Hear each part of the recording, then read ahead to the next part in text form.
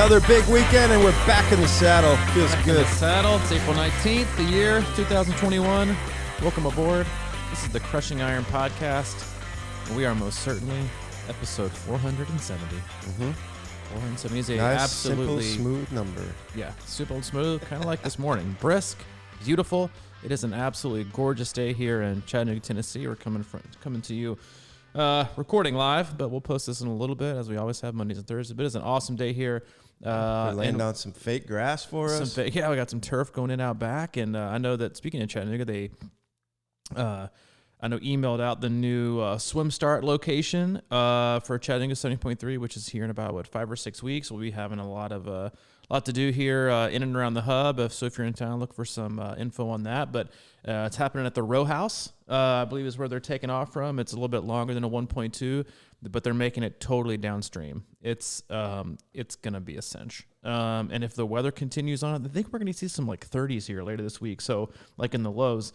So I wouldn't be shocked if it was still wetsuit, looking like a wetsuit legal downriver stream. So I think it usually is. So you're welcome. Mike and I, every evening, because we love you guys so much, every evening we go to the local gas station. We load up my truck with as many ice bags as possible. We drive it down to the river, and we dump it. We dump it over the side of the pedestrian bridge to keep the water temp wetsuit legal. These are the kind of things that we do for you people. So if you ever doubt our love for you, remember and picture Mike and I on the pedestrian bridge around midnight. Well, Mike does the midnight shift. I have the 5 a.m. shift. We dump ice repetitively from the dam, from the end of the Tennessee River, to make sure that you guys have a wetsuit legal swim. We got to watch it, because if it gets too much water, it'll get up on that landing. Exactly. Then they're going to cancel it, right? So we can't put too much. This is a fine line that he and I walk here with doing what's best for you in the sport, which also making sure the race continues on. But speaking of Chattanooga 70.3, and I'll touch on this quickly before we go into the rest of our intro, but a lot of races released their participant list this week, which is contradictory to what the Texas 70.3 people said, which is that we're not posting participant lists. It may have been just for that specific event, but they released them, and they are robust. I had kind of predicted that I would imagine we saw 1,500 to 2,000 in and just because they were trying to be safe. But with the backlog and deferrals and the races that are happening versus aren't happening, they're long. I think we're looking at 100. Getting their money back, dude. 100, yeah.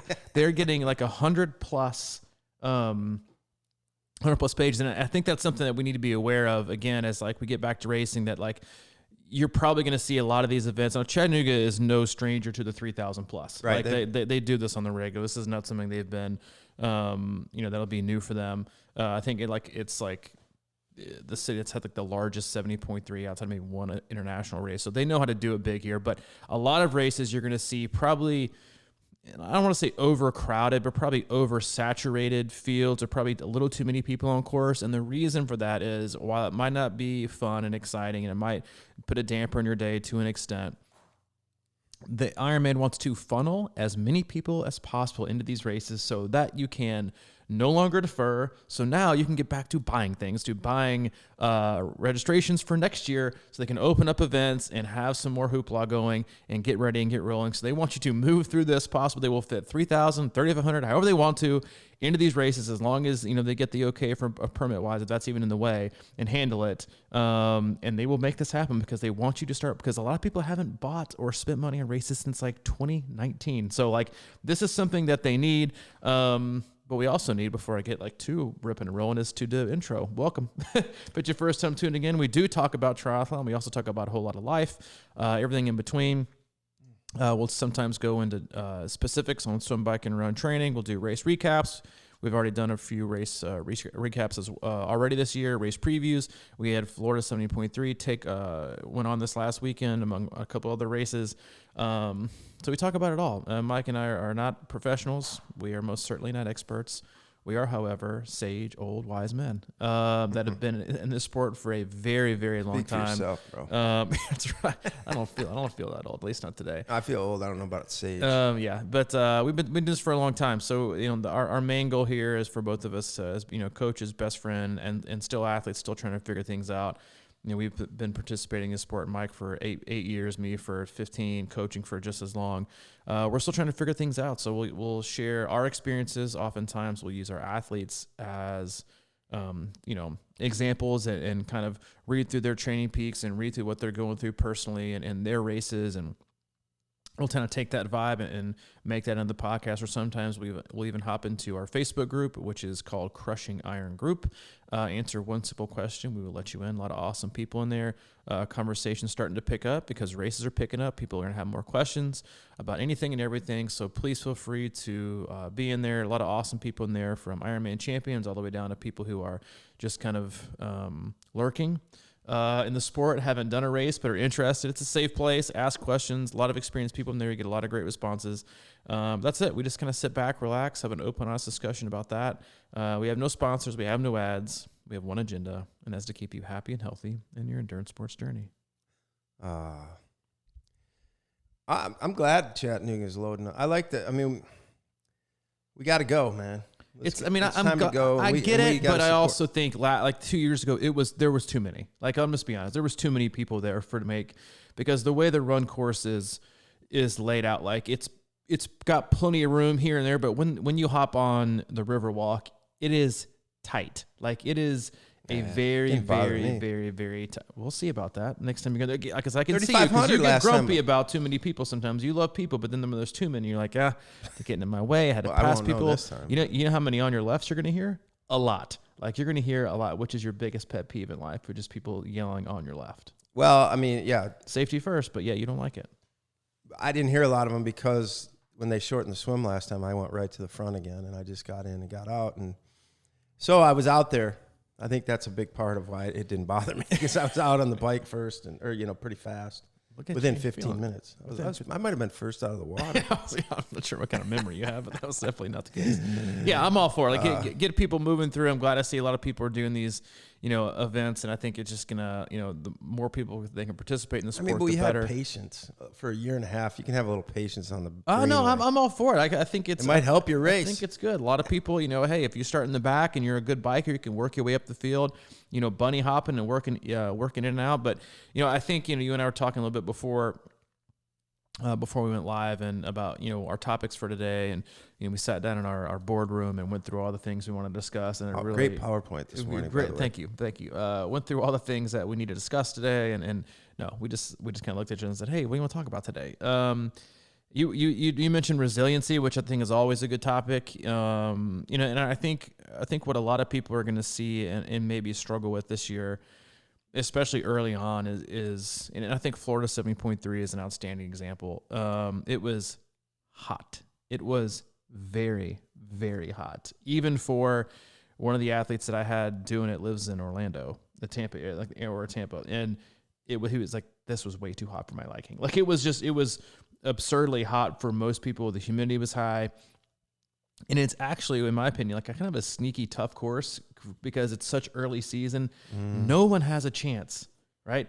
Even Floridians, no one has a chance to kind of get used to how hot it's going to be. If you live up in like the Northeast or, the Midwest even, like, you just don't have time. So you combine that. And again, I think this is going to be how it is for a lot of athletes, no matter what the race is, because we talk about this frequently, like, races are just like training. They're just more important, yet you wake up and your body is going to giveth or it's going to taketh away. Like, your body doesn't say, oh, it's race day, so no matter what, all things are going to go as planned. I'm going to feel incredible. The feeling's going to go down perfectly.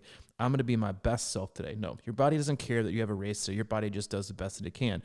But when you take that, and that's how it is for every year, but when you take the last year and a half, especially for people who have been really looking forward to this one specific race, or people that have been really, really looking forward to like doing their very first ever, like Olympics, 70.3. They have these huge expectations that have all but just marinated and probably changed and gone back and forth, throughout the course of the last 12 to 18 months. You kind of have this almost, you feel like you earned already the best race possible because you've made it through. You've gone through all the obstacles. You made it through the last year and a half. Races are happening. Whether you've been consistent or not, you kind of feel like you deserve right? To have the race of your life, like it's been so, I deserve to see this happen. And then you go into a race and you have, temps that are going to make it non-favorable. Like even to so if you don't adapt to that and you kind of go into these races with like a, kind of that mentality of I'm going to have a good race. Cause look at last year, then I think you could be caught off guard and you could be caught thinking in a way that might not be the most beneficial to you having the best race of your life, strictly because you always have to be, like we talked about resiliency. And I think like the balancing resiliency and expectations are very different. Is that you should always go into a race, I think, with expectations just gone, to be honest with you. But one of the first things you think of is no matter what's going to happen today, I'm going to be absolutely as resilient as possible. I'm going to be as smart as I possibly can. No matter if the day dictates this, or no matter if the day dictates that, I need to be as smart as I can today. And no matter what happens, I will be as resilient. Now, obviously, you want to be smart in and amongst your race. Like we had some athletes participate in Knoxville last weekend where it was straight cold. One of them pulled out after the water. I think it was like below 60 water temp and ambient temp in the 40s. And the other guy that finished, he said he took 15 minutes in transition just to warm up before he got on his bike, like to not go like hypothermic. He said his lips were blue, like it was just straight cold. So you want to be smart, but at the same time, like you have to be, when it comes, I think what happens is the letdown after the race is the most important thing. Like you have a bad race, or you have a bad experience that you can let that ruin your year. You can think, well, what was I doing? I was training for. It could be your decision. It could be not. Like I obviously myself, like, a week, it feels like it was like 3 months ago, but like 8 days ago, like I went in Texas and ended up pulling out of the bike and I was frustrated. I was pissed for it. Then I was like, all right, time to get over it. And got back to things today. And, what you don't want to do is go to like two different ends of the spectrum. You don't want to quit and throw it all up and like, you know what, it's just not worth it. I can't keep doing this. But what you also don't want to do is jump to the other end and say, all right, I'm going all in, right? I want to go the other. You have to kind of stay in the middle. You can't be you got to stay in the gray. You can't be too up. You can't be too down. You got to stay in the middle and stay smart. And I think, especially for early season races where everybody is going to be kind of dusting the rust off, if you will, and finding their way and getting used to how things are going to go. I think showing ourselves a little bit of grace while also being able to focus on being resilient is going to be a really important skill for us to have this year. Yeah, I think about what you're saying, and like the heat, early season races of the heat just feels different because you haven't felt it. And it's one of those things where, I want to discuss, I think I know, but like, I've been there and it's really eaten me up before, and it really hasn't eaten me up that much before. And the difference obviously comes into, probably fitness or whatever, but it's more than that. I think, it's almost like, I feel like yesterday it seemed to me, and I wasn't there in Florida, but I could tell, I looked it up. I was like, oh, it's in the 80s or, and that just, 80s in the summer would be perfect. But like, you just know that's going to feel like when you get off that bike, it's going to feel like 10 degrees hotter minimum, just because you're so hot. And the minute you start running, that feeling when you get off the bike and it's like, whoa, I didn't feel this coming in. I felt pretty good. And then it's almost like you need to take an ice shower when you get off the bike. It's just to kind of reground your core temp. But obviously you can't do that. They don't have those facilities, which maybe they could. I might stay in there a lot longer in a minute. But the way I've been doing the icing. But, it's like, how much of that comes down to fitness, though? And you know what I mean? Like, or just the way you approach it? Because, I don't know, it's just, do you know what I'm saying, though? Like, some days it really gets you, and some days it doesn't. And I think it's just one of those weird things. Like, sometimes you roll out of bed and you feel good, and some days you don't. And I don't know what other than, we talk about it all the time, load up on ice and, make sure you've got a lot of ice. But that doesn't always work is what I'm getting at. And do you think it is something that kind of like goes back to mid-bike? It starts from the moment you wake up that morning. It's like you have to kind of, again, shelve your expectations because it's a fitness thing, but it's a fitness thing relative to the temp and the humidity and the dew point. Like, you could take, as long as if you had an 8-minute mile average person and a 7:30, average mile person, you put them on the run course after, doing the exact same event, the exact same power, everything being equal, and, one of them flies out of the gate, going their usual 730s, and they're more likely probably going to blow up. They're going to get too hot. They're going to overheat. Once you overheat, you're done. Like, you're just done. Like, there is no, like, I'm going to cool down while I walk or while I run. You're not. You need to walk to get your core temp down, or you take the guy or girl who does an 8-minute mile. It's like, you know what? I'm going to come out of the gate slow, much slower than I usually have been. I'm going to come out in the 830s, 840s, because what I want to do is, because you know how it is when you get off the bike, you're like, I'm not sweating. I feel great. Things are good. 30 seconds off the bike, it's like you step into a shower. Like, the sweat just starts pouring off you, because what you forget is that it's the same thing from when you're like, if you're hopping on a trainer, if you ride with a fan in your face or not a fan in your face, you're like, I'm not sweating that much. It's not doing. Then you take away the fan, you're like, now I'm dripping sweat. Like, that's how it is. You have anywhere from 15, 16 to 24 mile an hour wind blowing the sweat. Like, so you just don't feel that which also I think to an extent inhibits people from feeling like they're working really hard on the bike, because they don't see and feel as much sweat coming off their face or body that they normally do. So they might not drink as much, which again will set you up for a very, very poor run. Again, going back to like the two people side by side, and then after 3 or 4 miles, a person who slowed down 45 seconds a mile, they're like, I got my core tip under control. I've got ice. I'm staying ahead of it. You're not looking to break any records, but you're, it's kind of the same mentality as what, we always say with the marathon and Ironman. It's like, it's not how fast you go, it's how little you slow down. And, I saw people race yesterday that I know very well, that I don't coach, and they were all pretty much a little bit slower than I would have anticipated because of the heat. But you saw the people that were the best are the ones that lost the least amount of time, especially in the back half. Because again, once your body gets to a certain point, it's over. Like, you can't do that much more unless you're going to do more damage. So it's really about just starting out the day, being as smart as you can. And like, that's like the hotter the races have gone, like sometimes I'll deviate, at least on the bike, not on the run, but I'll deviate from on the bike. I'll also pull up like a heart rate field to kind of just like see where my heart rate is. Because that's another indicator like of how quickly you might blow up. Because obviously, which is another reason why I'm not a fan of like the TSS score in Training Peaks that people, feel like is gold. Is like, you could go out and ride 4 hours and average 200 watts. And it might be no wind, and 57 degrees, in a perfectly sunny day, and it's going to feel a lot easier than if you had done the exact same ride, pushed the exact same watts, and it was 96 degrees outside, baking sun, and tons of wind, and the humidity was high. Like, that's going to elicit a very, very, very different training stress. And so I think that when you go into these, you really have to think about, like, I'm going to outsmart not just my competition, but I'm going to outsmart myself in terms of like, I'm going to put my ego aside, I'm going to put my expectations aside. And that's the reason I'm going to do well today, is I'm going to outsmart people like that. I remember when you and I did the very last Louisville, the 1.0, when it was incredibly, incredibly hot that day.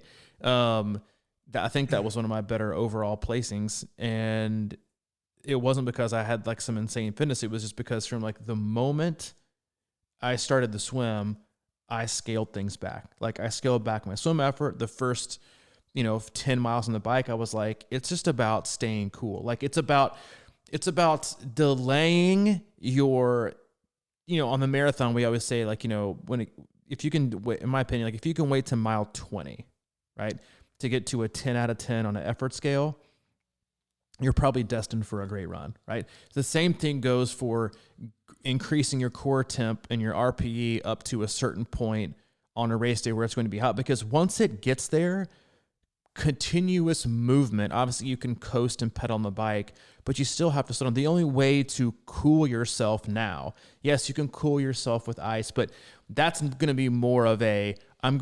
trying not to increase the heat, right? If you're using water and ice in your body or your legs on the bike or on the run, like, it's not about, you're not going to cool your core temp down a significant amount enough while you're still moving. It's about slowing down the rate in which you reach your point of no return, right? The rate in which it's time to walk. That's the only way I'm going to get my core temp down, is to walk, right? Is to quit creating so much energy and quit doing so many things with my body. I need to slow down, right? So it's not about cooling you off substantially. It's about delaying that process to where you get to that point. And you can't just do that on the run, right? Halfway through, you have to do that from the time you get in the water. Like you have to do it when you get out. You have to do it about, the first mile or two of the bike. Like it's all about delaying that point. And that's just, I think, something that you have to kind of, again, shelve your expectations, throw it all away, and then just kind of like reevaluate your game plan and think, all right, I'm going to put those, again, expectations on the shelf. Now I kind of have to rework this problem in my head and figure out how am I going to best set myself up for success to slow down the least on the run and stay as cool as I can for as long as possible. Yeah, I like that. And I like the idea of doing it, like it starts the minute you got to get out of bed, because like, sometimes these races at this time of the year will be cool in the morning. And for me, I think you start the day right with, because we always talk about you sleep for 8, 10, well, before a race, it's not that much, but you're in bed for 10 hours and you're really probably not drinking any fluids or anything like that. And then you wake up technically dehydrated because, especially if you breathe through your mouth, I think a lot of people get more dehydrated that way. And if you don't start fueling, with liquids in the morning, you're probably going to be, it's like that deal where if you get up and you just have a cup of coffee and you go out in the heat, it just feels like, I think it cools you, you got to kind of cool your body before you get into the day a little bit too. And it's sort of always been one of my mantras, like, even if it's cold, I try to get colder. I'm always trying to get colder. And on the bike, I'm pretty good about, unless it's, like one of those Louisville, the last couple Ironmans with the freezing cold and where you're wearing jackets and stuff like that. And as far as, I don't really dump cold water down my back with that kind of operation going on because it's usually raining. But I think when I'm always pretty conscious of even though I don't need it, I'm always trying to like dump cold water on my head and my neck and stuff like that from get-go. And I always think about that too, in kind of conjunction with what you're saying about how you have to take it easier to not let your body temp get up. Like the last, I think a lot of people kind of see that last aid station on the bike course and like, yeah, I'm in. Yeah. Yep. That's the one I slow down at and get 2 bottles of water. And I really try to make myself feel a little bit cold coming into transition, as much as possible with that. When you pour that one, if it's hot out, but you still have really, really cold water on you, you kind of feel that cool chill for a while. And that's the kind of thing I try to do throughout the race, whether or not I think I need it or not. And it's just one of those, I think it is, like, if it just pulls it back a fraction from like what you're saying, getting up in there. And then usually, like I said before, I've had my best luck when I kind of, I don't want to say take my time in transition, but like make sure that I get cold water all over myself before I get onto that run, because that first mile, it can really flip on you quick. But if you kind of feel a little chill on your skin, I think that kind of maybe makes a difference. I think, going back to, what we just talked about, and then like the word resiliency is, I think, resiliency to me is also requires the same amount of effort and energy, and focus, as being motivated, right? Or committed. Like, a lot of athletes will say, when they're going through like a really, really rough time, or not a rough time, but it could be a rough time, or it could be a great time, right? Or they could have gotten a job promotion or something, because stress is stress. And the more stress you have, the less energy you have to use in other things in life. And so if you have, low energy, you have to have energy, right? To be motivated. You can't just pick, well, my commitment and motivation is unwavering no matter what. Okay, well then, you throw a whole lot of life at you and you're like, where's that motivation? It's not like you quit wanting, your drive just dissipated and it disappeared. You have to have energy. You have to be rested. You have to be able to feel that and want that. And in order to feel that and want that, you have to have the energy to do it, right? You can't just be, lacking on sleep and super sore and exhausted and stressed out to the max. Like, yeah, but I'm still going to get up today and I'm going to crush it, right? That's just not the same thing goes with resiliency. You have to have energy to be resilient. Like everybody says, not everybody says, but this is, there's that quote out there that's like, everyone has a plan until they get punched in the mouth, right? And that's so true, especially in triathlon when everything can happen. Not everything can happen. So much can happen over the course of a day, right? There's so many different environments we put ourselves in. We're in open water. We're on the bike with people. We got roads. You got wind. You got heat. Then you're on the run course. You got fueling. You got trains. Like there's so many things that can, like opportunities for things to go awry. But what you want to do is delay the, like, we always talk about, again, like in long course racing, especially, it's about energy expenditure, right? So you have, and if you want to be resilient, you can't be, walk up to, a buddy who's like, smashed himself in a long run and be like, you get to the hill and he has nothing left because he's used every bit of energy he's had. He has nothing left. And you're like, yeah, let me see that resiliency and run up the hill. He's like, I can't. You're like, yeah, but you told me you were resilient. Like, it's not about not wanting to be resilient. It's about having the energy and the wherewithal to be resilient. But again, so in order to have that, you have to have energy. So again, when it comes to racing, we just talked about, delaying your core temp, rise as long as possible. It's about pacing, but it also goes to like your mental and emotional state. Like, if you want to be resilient, you have to feel strong in a way to be able to be, resilient. Like, if I go back and look at like some of the hardest points in my life, like what I had to do during those points was really eliminate as much stress as I could in other areas, because I knew I had to give every single bit of energy I had into being as resilient as I could possibly be, right? You can't just be like, well, I know I'm super tired, I'm super exhausted, I haven't eaten very well, I've got all these stressors, but I'm going to be resilient today. Like, you may be for a minute, but then as soon as you get one more punch, or one more jab or one more, gut shot, like, you're going to be down for the count. And so you want to be resilient on race day. And yes, it's a mindset, but in order to be that, you have to have the mental and emotional energy to do it. And I think that's just an important skill to have. And especially the longer the race goes, yes, physically is what you can do in your fitness matter. Absolutely. But usually, some of the wins and losses down the road with yourself personally or against your competition, they come from upstairs, right? They come in the head. Like, it's not about, I always hate that phrase when you see like two people, going forward at the end of the race, like the last 100 yards, like, oh, that guy just wanted it more. And like, really? You think that guy just wanted it more? Given all things, the fact of the matter is the guy who won just probably faster, right? Who has paced himself differently, has more fitness. It's not about who wants it more. In order to actually show how much you want something, you have to have the energy and have the fitness to back it up. And so I think, again, as we get going into the season and we start to, put ourselves into race mode and race, experiences and environments that are unpredictable, right? Because most people have been, training and participating in very controlled environments in the last year and a half that we can control things. We don't have to deviate or think too much or triage our day. It's going to be an important skill I think a lot of us have to relearn as we get back into racing. Mm-hmm.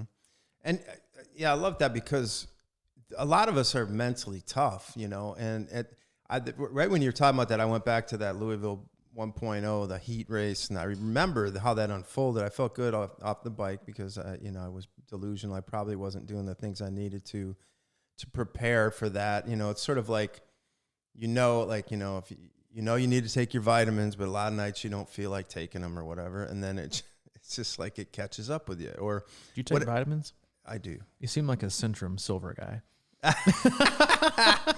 I've taken that one before. I may have taken that last night, by the way. I mean, you kind of like when you get older and stuff, you just start digging for you're starting to like, well, they must be something behind. They know what I'm missing. Let me ask you this question: I just thought about myself. Do you consider yourself mentally tough? Yeah, I do as well. When do you find yourself being mentally weak? When I'm tired. Me too. I consider myself like, what I've been through in my life, and I consider myself a pretty mentally strong person. Like I can be, and yourself as well. Like I know you. I see you as also like a mentally strong person, but I also can like readily admit there have been plenty of times in my life when I have felt 100% mentally done. Yeah. Like I have nothing to give. I have nothing to like. I think the best way to put it is like I can't defend, right? Like I can usually like when I'm on it and I'm really zoned in, like I feel like mentally, emotional, I can handle about anything. Mm-hmm. But when I can't, it's not so much about, it's about handling it, but at the same time, it's like, I just don't know that I can defend this. Like I can't defend life right now or obstacles. And it kind of breaks through those, like when you're feeling really on top of your game mentally and emotionally, I think even physically, like you're like, I can take whatever's thrown at me, baby. Like you just have this confidence about you because you're rested, right? You're probably eating right. You're training. You feel overall fit. You just feel your overall wellness, right? It's not just one thing. Your overall well-being and your wellness is at like an all-time high. You feel like you can handle anything. You can roll with the punches. Bad things happen. You know what? Rolling off my back, I'll make the best of it and see what I can happen. But if you don't feel like that, because I mean, when you're in that zone, I know when I've been in that zone before, I feel like I can handle anything, right? But then as soon as you start to kind of like deteriorate a little bit from any of the three, you could feel physically fit and emotionally like on point, but mentally, if you're just having those days, you're like everything kind of penetrates a little bit deeper into your psyche, into your well-being, into your consciousness, and you're like, man, this is like weird on me, right? It's just like things that would normally never wear on you are now starting to eat you alive. And that's when I think like, you become like you feel vulnerable and you feel like, I just got to survive this. Like, I'm not like, I can't be on the offensive. I've just got to be on the defensive. We talked about that a little bit on the last podcast too, is I think it's such an important, thing to note in terms of, just like be aware of that. And at the same time, be okay with that, right? It's because like I don't think you can be mentally and emotionally, quote unquote, tough, like all the time, 24/7, 365. Like there have been days where I feel like I'm the most mentally tough person on the planet. There have been plenty of days where I felt like the absolute mentally weakest person on the planet. You can't beat yourself up and say, I'm just not mentally weak. You have to have the energy to be mentally and emotionally strong. I like what you said about being on the defensive, because if I can just use that Ironman Louisville marathon as an example, there's a time when I got off the bike and I felt strong, and then it just turned on me like in a heartbeat, the heat and all that kind of stuff. And then it became like, okay, how do I pull back and get myself back? It's sort of like you're just protecting. And as that race wore on, I got closer and closer to the F-it point, like where I was just going to quit because it didn't matter. Like at what point doesn't it matter anymore? Like I just don't want any more of this. And, I was actually thinking about like that is, and this is the thing, right? Like people go through life and when I watch my father laying in bed, at the end of his life, I think he just got that point where it's like energy. He's like, you know what? I'm cool. I just surrender to the forces. And I think that's a metaphor or something that can be used in racing is like, obviously you getting into an Ironman, you should be in fairly good shape, pretty good shape if you're doing something like that. And you have an opportunity to put yourself on the defensive before it's too late and you get into that, like, just screw it, I don't care, take me off the course mode or whatever it is. And because it's, like people have talked, and you've been through it, I've been through it, everybody that's done Ironman has been through it. It's like, why am I doing this? I always think that, usually on the second loop of the run, it's like, why am I never doing this again? This because ever it's again. Like, I'm going to be about the same time as I've always been. And now it's just a battle just to kind of come in and end up sort of the same person, it's like, and you know what I mean? You got nothing to kind of hold on to after that, other than the fact, like we said, if you're still going the same pace and you're getting older, you're getting faster, or it's about how little you slow down, right? Now, yeah, little you slow down. Like, you can get faster a little bit older, but to a point, it's not, right? Like I've got a guy in the 70 to 74 age group who's like been on the podium like the last like 15 years at every event he's ever done. It's not about getting faster. It's about slowing down the least, right? It's about watching people fade away in the distance, not because you're all getting faster. It's because like you're just slowing down more than I am. Yeah. And when we talk about me all the time, do I think I got my best race in me? I still do, but man, it's like I'm let's see, tea leaves all night. I still think you do, yet the margin is getting smaller. Like the margin of error is getting smaller. Like I think the younger you are, the larger the margin you have to kind of make a mistake and still see it and how things kind of lay out. I think one of the things that, going back to like what you talked about, like the feeling in races, that what happens, I think, is, when because if you look at it as kind of a three-headed monster, mentally, emotionally, physically, like you can have one and not have all the others and feel terrible. Like you can't overcome things sometimes. You can feel great physically. You even see this with professional athletes. They can be in the best fitness ever, but if they come into the race like mentally and emotionally out of it, it doesn't matter. Like you have to engage. Like it's like, it's to me, it's like your mentally and emotionally is like the driver of your fitness car, right? It's like you can hop behind like the greatest car on the planet, but if you don't know how to drive or you just don't want to drive, it ain't going nowhere, baby. But if you have some, like, you take one of the best drivers on the planet, you put him in a freaking, RAV4 from 1934 versus a guy who can't handle a Ferrari, and guess who's going to win? Probably the RAV4, right? It's like, it's like you have to have, but what happens is when people race, they try to force it to happen. They try to force one thing or the other. And what I think you have to do is kind of throttle down a little bit to kind of see. You kind of have to let your strength almost rise to the top and seeing because I think we all assume on race day we're going to have all three. We're going to be mentally sharp, emotionally present, and physically ready. But sometimes you wake up on race day and for some reason or another, one of them's just missing, right? And yes, two of the three, even sometimes one of the three can carry the other ones, right? But to an extent, I think sometimes you have to kind of you sometimes have to throttle down because you have to have the energy to let it come around, is to kind of just see what happens and kind of have them all kind of re-engage at the same time, because that's when you feel your best. You're mentally engaged, you feel emotionally positive or whatever, and physically, you're there. And like, I know some others who've had like the best second half of their races, but when they started out again, same thing goes like when we train, it's like you could, your first 10 or 15 minutes or miles of the bike, you feel like trash, right? But mentally, emotionally, like, I'm just going to keep going, being resilient, right? I'm not going to throw my eggs in one basket. I'm going to be positive. I'm going to be, optimistic in how things are going to go. Let's just see what happens. And then all of a sudden your body comes down and now you're working with all three and you're a totally different person. It's such a confidence booster.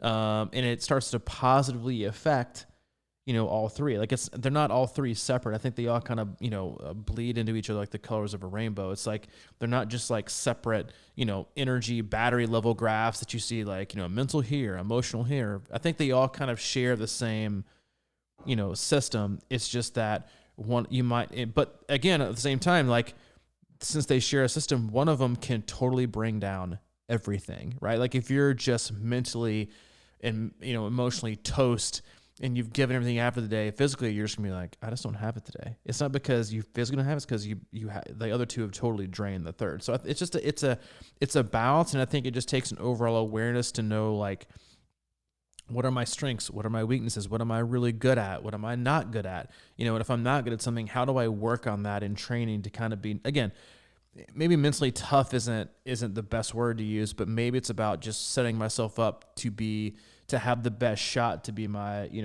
to be my mentally, emotionally, and physically my best on race day, to be able to, fend off the bad shots or the negativity or the things that are, are negative, because that's the thing. It's like, it takes energy to fight off like the negative self-talk, right? You can't just be tired and exhausted and overstressed, like, but I'm really doing a great job at battling this negative self-talk. It's not getting me. No, it just like it eats through your armor. It's like, I got you. And then all of a sudden you feel weak and you feel, incapable of being able to perform. But when you're at your highest, you're like, negative self-talk, bye. Self-criticism, bye. You're just kind of batting them off, like it's nothing. And so I think it's a skill and really an overall awareness that I think everyone should have, in that recognizing when you are at your best, right? You have all three, and then understanding what it takes in your life to have all three, right? That's when you race the best, right? Is when you can shed everything else out of your life, and you're like, you know what?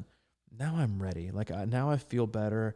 I'm training better. I think better about myself. Like that's when you perform, right? The best is when you're, again, going back to like, the beginning of the podcast, and like the theme we have for all things is happy and healthy. It's like, that's when you perform the best, right? Is when you're happy and healthy. Not like just, hating life. Life is terrible. My training's terrible, but you know what? I had the best race yesterday. No, it doesn't work that way, right? So I just think like kind of diving into your own, and as much as people want to worry about and obsess about metrics and data and this matters, and then I cut it, 0.2 short, or I really missed one session this week. It's like paying attention to the rest, and again, like not just paying attention to them, but doing what's necessary to set yourself up to be the best. Like I think it takes a lot of experience. I think it takes a lot of wisdom, self-confidence even, to be aware of what do I need to make it my best day. I kind of thought about that coming off Texas. It was like, I am signed up for Chattanooga 70.3. And it's like, I've been signed up for 2 years now, but it's like, it's in your hometown. I run on I know the course like the back of my hand. I can be on the course like in 2.5 miles from my house. Like, but I thought, so my first thought was like, I'm going to rip it. Like, I'm just going to let out, I'm just going on a revenge tour. And then I looked at like the week we had this last week, which was insanely busy from all areas of life, and then my first thought was, but we have, it feels like 7 billion athletes racing, and a lot of them going for very, very, very, huge things. And I've thought about, my mental and emotional bandwidth. And my next thought was, not a chance. Like, there's literally no chance I could set myself up to not be mentally, because I know myself as a coach.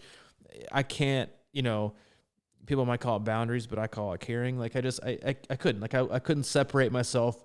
And so if I looked at it, I asked myself like a simple question, like, would you rather race this race or coach this race? I'd rather coach it easily. Like, so I thought, but knowing that about myself has taken me a long time, because what I don't want to do is be halfway. Like, I don't want a halfway race, because I'm just gonna be pissed, because then I'm also halfway coaching. But I can do one or the other. I can be full on in coaching and not race. Boom, I want to do that, right? But I think it takes time. It takes, I'm not the wisest person ever, but I've experienced, right, and I've learned a lot of lessons, and I think that's just part of it, is looking at your life and looking what it takes for you to not just put, fitness together, but lining things up to where you at least give yourself the best shot to be the most resilient you can possibly be, which I think always leads to, yes, you might have that one special day where everything lines up and it just falls into place, and you can honestly like do no wrong, right? You can make a huge mistake, you can drop a bottle, not get it, yet you have the best race of your life. And you're like, see, I got this in the bag. And then the next race, you dial it in perfectly. You have the best nutrition day ever, and you're 15 minutes slower. You're like, what the hell happened? Like, we all have those days, but for the most part,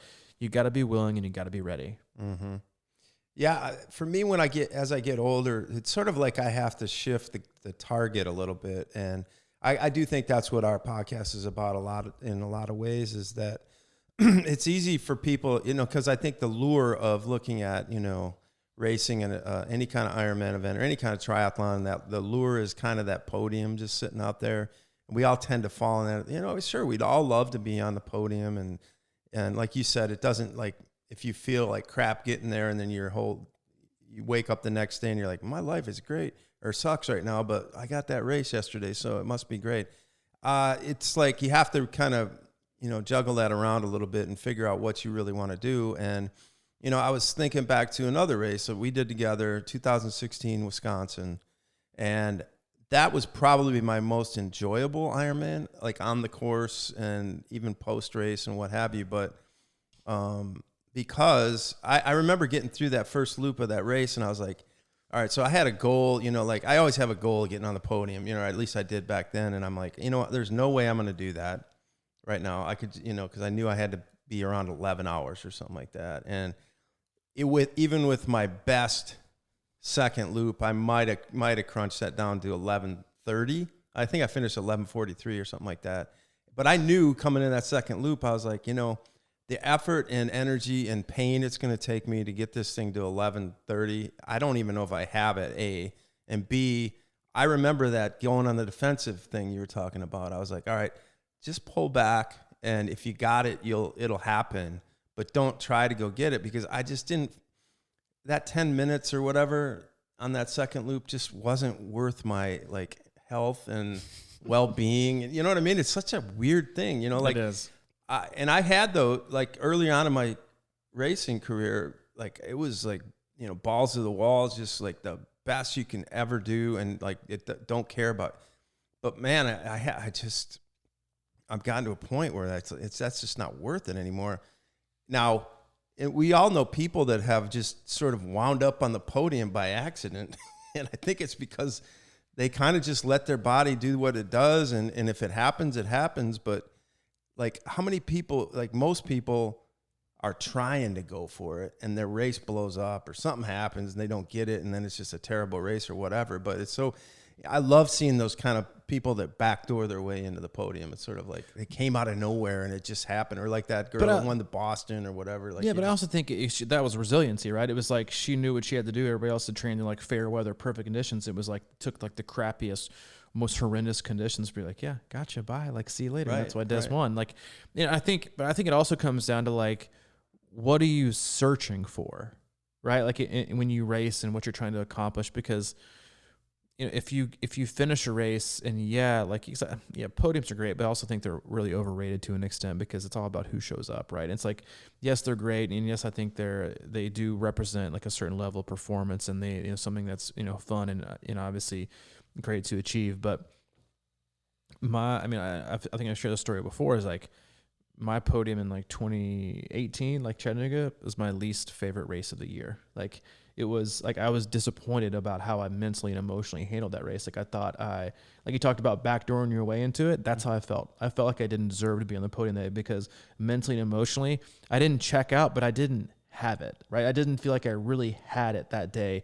I got off the bike. I didn't feel like going into it. I just kind of felt, like I felt like Texas 70.3 was like, I almost raced perfectly.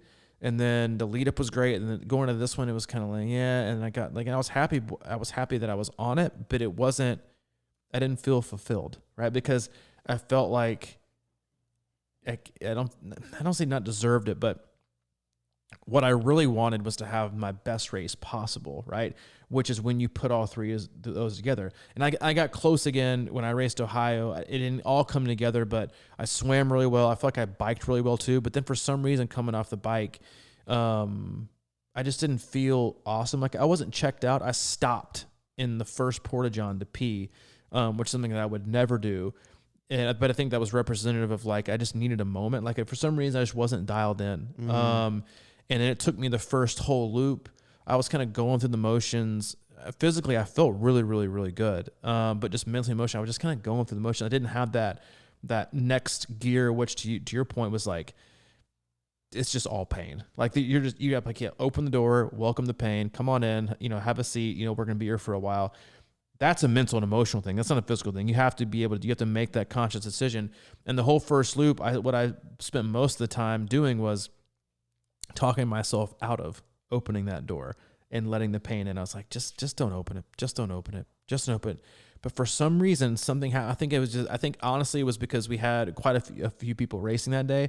As I started to see people like come, I think I saw you came to spectate. I think I saw people turn around. Like I started to see people and give a high fives, and my spirit kind of got up, and I ran a faster back half than I did the first half. Like I had negative splitting and almost ended up on the podium that race, which I would have been somewhat happy, but still not as happy as I was at Texas. And so again, like those things are great, but it's like the perfect races, I think, are when you perfectly land all three. When you're happy, and you're happy for a reason that's not just because of what your time represents or what your place represents, but because you're not happy with just your performance. You're happy about who you are and how you did with yourself within the race, not just how fast you went. And I think those are races that really stick out to people when they say, I'm just really happy, because like you and I both read this as coaches and training peaks. Like people can have breakout performances. You're just like, I'm just not that happy with it. And you're like, well, why? And because that's all we want genuinely for athletes, is for them to be happy. And you're like, they're like, I just didn't have it today. Like I was still mad at myself, and which is not what you want either, So I think it's a good thing to think about. I think when you go into the season and you're measuring yourself on this race and that race and expectations and podiums, or what your time wants to be or needs to be, 2 years ago, like, again, like who the heck knows what time is gonna be like this year? Like, everyone's been like training in a closet, right? You don't know unless you're on Strava and you keep up to date with the whole entire world. Like, who knows how people are going to be, this year. So it's really, again, like it's a training and racing without a shadow of a doubt should make you happy, right? Like that is number one. Like that is, you and I are the same. We have the same philosophy in this. Like I genuinely don't care like about unless the athlete is happy, like, and I don't care what that looks like. It look like taking time off. It can look like just going back to running or just swimming. Like who cares? Like do what makes you happy. Don't do what you feel like you have to do.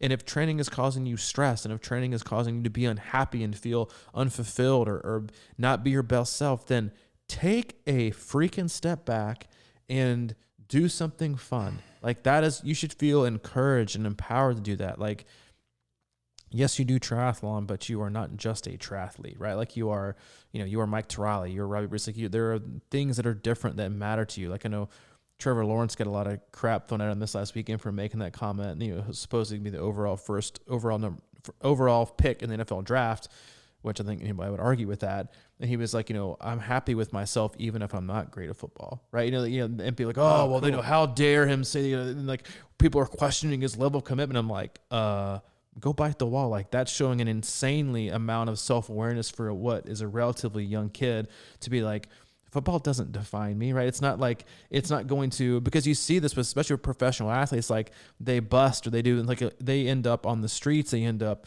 with severe mental health or like even suicide. Like when you're so defined by what you do, not who you are, you open the door for so many other, negative opportunities. I thought it was great. Like it was refreshing to see and just a good reminder of like, you aren't your results. Like you aren't your failed expectations or your times or whatever. It's like life is a lot more important than that.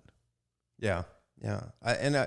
Back to your, real quick, back to what you're talking about, your certain races. And, there's this thing about, when you talk about resiliency and you talk about, it reminds me of like the national championship basketball thing. There's, Baylor, there's a kid on Baylor who's just a crazy defensive disruptor type guy. And, it's guys like that maybe have shooting nights that are way off, maybe like 1 for 12, but they still impact the game.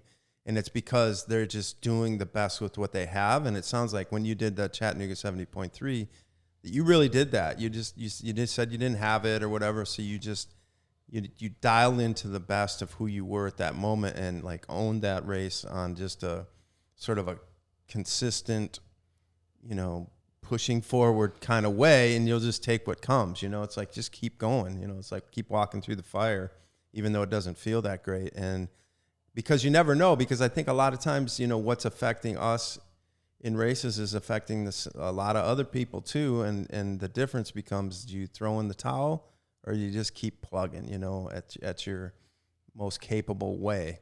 And, it usually, like things usually turn out just fine, no matter what, if you keep just kind of giving it your effort a little bit and hanging around. Just keep hanging around. Exactly. Just keep being in the way. Just keep being in the way. Keep being in the way.